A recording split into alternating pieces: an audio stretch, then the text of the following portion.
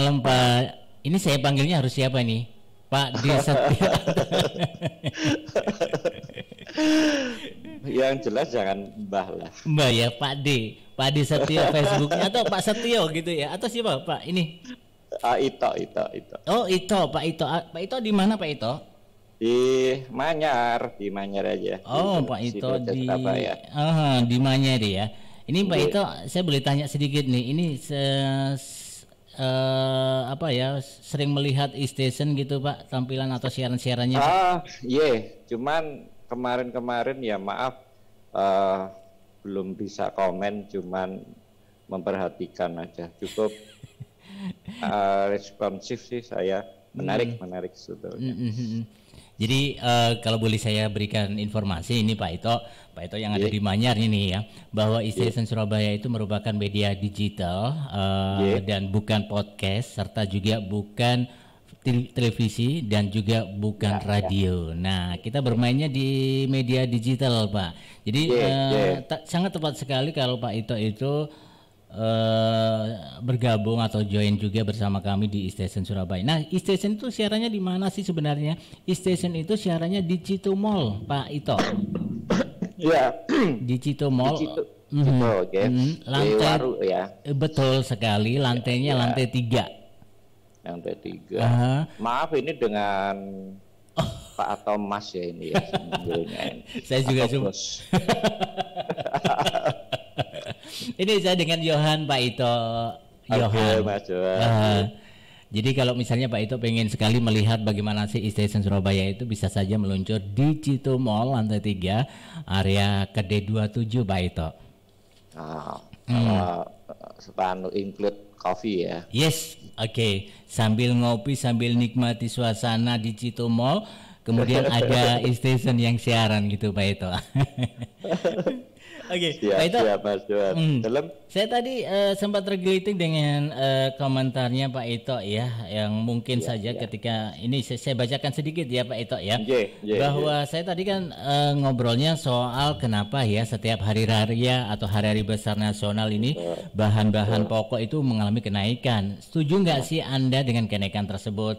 Pak Ito tadi ngomong bahwa ketika menjelang Ramadan bahan kebutuhan pokok ini mengalami kenaikan harga, dan di sini sebetulnya jadi suatu pertanyaan, di mana peran pemerintah atau Pemda setempat sebagai pengawas, pengontrol ataupun juga mungkin sebagai regulator. Kalaupun memang operasi pasar ini seharusnya sudah diadakan di saat sebelum sebaiknya.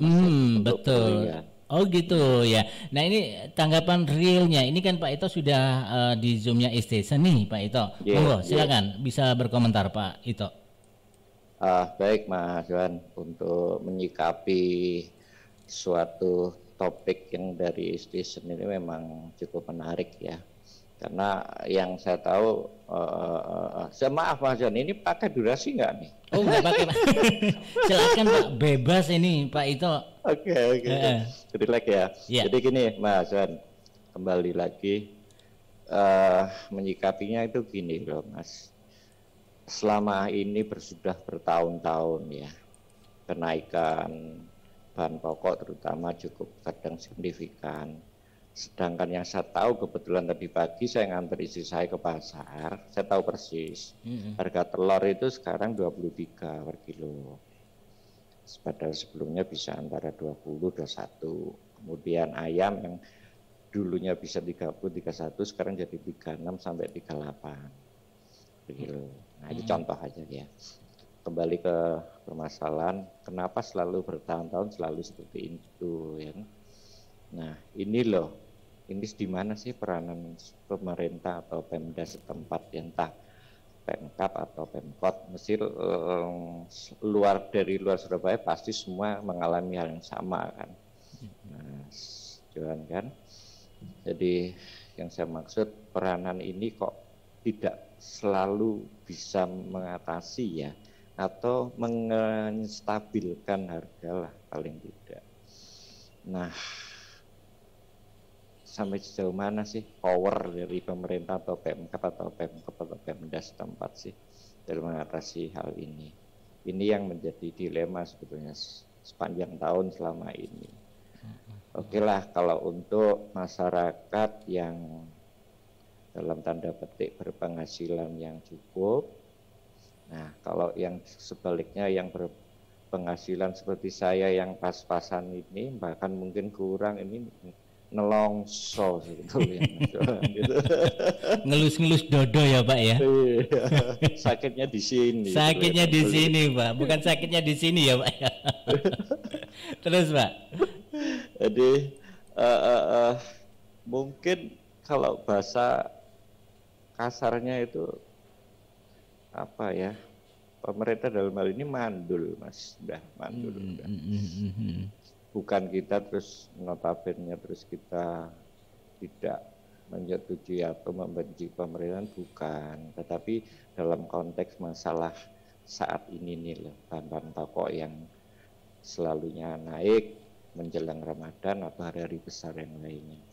Nah, titik permasalahannya itu akarnya di mana sebetulnya? Ini suatu permainan siapa sebetulnya? Itu yang harusnya bisa dikupas ya Mas Johan. Ini yang harusnya bisa ditelusuri satu persatu. Kemudian kebijakan-kebijakan dari pemerintah itu apa sih? Kalau pedagang yang disalahkan enggak bisa juga Mas. Iya. Enggak bisa. Tapi terasa banget ya Pak Ito ya? Yeah. Terasa banget gitu Pak Ito? Sudah terasa. Kebetulan tadi pagi itu semua banyak ibu-ibu atau yang ke pasar tadi dengar satu dua yang mengeluh juga, kok ini kok mahal, kok enggak, gini. Wong dia durung rioyo ya semacam-macam lah keluhan-keluhan itu ya. Ditambah di saat yang pandemi sekarang ini ya Mas, yang orang semuanya pada kebanyakan berpenghasilan yang sudah dikurangi atau mungkin yang memang betul 0% juga kan gitu. Nah ini loh, ini yang harusnya bisa dijaga sebetulnya. Turun sertanya pemerintah itu mengawasi lah. Terutama ya ini penekanannya di saat pandemi ini kan ini aja sebetulnya. Oke lah, 2 tahun flashback tahun kemarin mungkin nggak masalah mungkin karena nggak terasa kan, mungkin Mas John juga tahu kan pandemi ini kan efeknya juga luar biasa secara ekonomi, sosial dan sebagainya. Kalau boleh tahu Pak Ito ini juga pelaku pedagang atau seperti apa Pak Ito? Enggak, saya pengacara Mas Ren. Pengacara yang memiliki aktivitas yang luar biasa gitu ya Pak Ito ya? Enggak juga, enggak.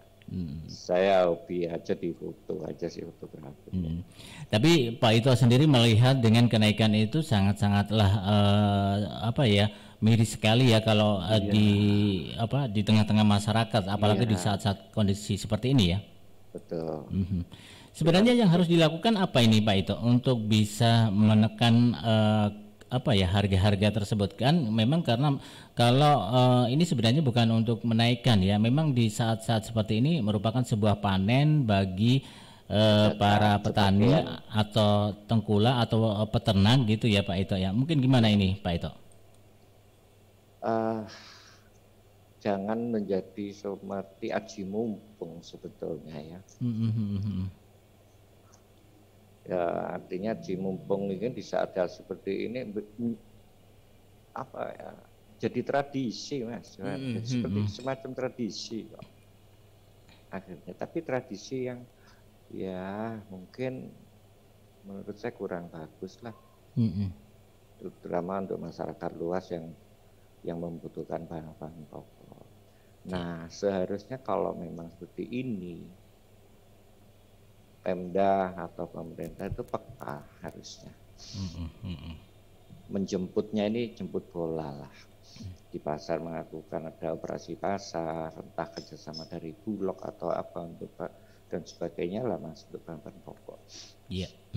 Harusnya harus siap lebih dulu penanganannya. Nah, cuman menjadi pertanyaan ya, ini setelah membaca dari statement ini menarik juga sebetulnya. Terus akhirnya saya berpikir kepingin tahu, jadi kepo Mas. Sekarang kan orang pada kepo semua Pak. Kalau nggak kepo bukan orang sekarang gitu Pak. Tapi nggak suka TikTok sih masalahnya. Iya. Terus Pak itu? Keponya tuh gini, kita di Surabaya ya. Kepingin tahu sebetulnya kepo saya itu apa sih yang di dalam internalnya Pemkot ini dalam hal ini menyiasatinya gimana sih, itu aja sih sebetulnya. Beliau itu yang di atas ini, pimpinan ini sensitif nggak, peka nggak akan hal ini, itu aja sebetulnya. Memang mungkin dengan adanya operasi pasar itu cukup membantu untuk masyarakat yang lain sih, seperti saya gini ini kan sangat membantu sebetulnya kalau ada operasi pasar Mas Johan. Nah, cuman kalau mau menelusuri ya, mau diriset, mau dianalisis juga panjang masalahnya. Akar permasalahan utama di mana sih sebetulnya? Iya. Apakah dari petani, peternak, atau dari mungkin tengkulak, atau distributor, atau begini. Jadi yang perlu ditelusuri sih. Mungkin dari pedagang toko A, bisa di pasar Bujang. Ini dulu misalnya dia kulaannya atau droppingnya dari distributor mana. Nah, dari distributor ini berapa? Kemudian sampai ke akar-akar utama. Harusnya seperti itu. Tapi ya tidak mudah sih, memang perlu tim sebetulnya. Iya. Jadi intinya itu harus ada kerjasama dengan baik ya antara tengkulak, peternak atau petani, kemudian dengan stakeholder yang lainnya seperti halnya pemerintah gitu ya Pak Ito ya. Iya. Perlu stakeholder itu ya open lah, harusnya kalau udah seperti ini satu keseluruhan itu, mulai dari pedagang, peternaknya, petaninya sampai ke bawah pengecer itu kan open minded sebetulnya. Tapi ya enggak bisa sih open minded. Iya. Waduh, senang banget ini Pak Ito udah memberikan komentarnya. Nah, sekarang ini Pak Ito, saya pengen tahu harapan yang ingin disampaikan oleh Pak Ito ini selaku masyarakat umum dan tahu persis dan juga merasakan bagaimana sih susah payahnya, sakitnya di sini gitu Pak Ito ya mungkin ya. Silakan Pak Ito, apa ini yang pengen disampaikan harapannya? Ya, harapan sebagai masyarakat rakyat kecil ini ya stabil lah. Di saat untuk tahun ini, sudah 2 tahun ini kan kita mengalami permasalahan seperti ini di masa pandemi Mas Johan. Ya seharusnya inilah, harusnya berpengalaman dari tahun kemarin yang pandemi juga kan, Lebaran Ramadan kemarin. Ya harusnya belajar dari kemarin, apa sih kebutuhan, kemampuan, terutama kemampuan sih belum bermasalah. Harapannya sih ya peranan pemerintah ini harusnya bisa lebih mengcover lah permasalahan ini, bisa menstabilkan, intinya itu aja sih, menstabilkan harga, tapi bukan stabil menjadi up, tapi harusnya down atau stabil lah, flat lah. Ya, Pak Ito, semoga apa yang disampaikan oleh Pak Ito ini nantinya bisa terdengar ya dengan pihak-pihak terkait, dan tentunya masyarakat, rakyat Surabaya dan sekitarnya Indonesia tidak bersusah-susah sekali gitu ya Pak ya. Apalagi di saat-saat pandemi seperti ini memang kondisi yang begitu susah ya Pak Ito ya. Iya, betul Mas. Dan kita kadang-kadang lihat orang-orang lain itu ya kasihan, melongsor. Iya. Nelongsonya di sini ya Pak ya. Di sini dan di sini Mas. Jadi 2 itu Pak. Kening sama dada gitu Pak ya. Iya. Pak Ito, terima kasih Pak Ito sudah bergabung bersama e-session dan sebuah perhatian yang sangat luar biasa yang sudah disampaikan oleh Pak Ito ini, sampai juga menyimak siaran-siaran e-station. Semoga saja kami tetap memberikan sesuatu hal yang sangat istimewa, karena memang di saat ini Pak Ito, kita itu media harus dituntut berkembang terus Pak Ito. Harus bisa eksisnya lebih, ya syukurlah ini bisa mencakup, bisa diterima banyak orang lah. Iya, amin. Ini pun juga lah untuk e-station lah. Yes, oke, thank you. Ini pun juga berkat semangatnya Pak Ito yang sore hari ini mencoba untuk memberikan komentarnya. Yang pasti kalau nanti e-station memberikan topik-topik menarik, kita akan share juga YouTube Zoom-nya juga gitu ya. Kalau memang harus dibicarakan seperti ini Pak Ito. Kalau untuk tema-tema tourism atau sejarah kota ya terutama, siap. Sip Pak Ito. Baik Pak Ito, terima kasih sudah gabung di e-station Surabaya, dan semoga saja Pak Ito bersama dengan keluarga sehat selalu. Dan apapun yang kita kerjakan selalu mendapat berkah ya Pak Ito ya. Amin. Baik, terima kasih Pak Ito sudah gabung bersama kita di e-station. Sampai jumpa Pak Ito. Sampai jumpa. Sukses untuk e-station. Thank you. Yuk, bye-bye. Selamat sore. Selamat sore. Ya, e-lovers, itu tadi sebuah obrolan saya dengan masyarakat yang sebenarnya tadi itu saya angkat itu di jam e-comment ya, di jam 4 sampai dengan jam 5, dan ternyata ada masyarakat atau e-lovers ini mengamati siaran-siaran e-station Surabaya, dan saya mengangkat tema kenaikan harga bahan pokok yang setiap tahunnya atau setiap hari-hari besar itu muncul nih ya e-lovers. Ya, terima kasih Pak Ito sudah join bersama saya di kesempatan kali ini.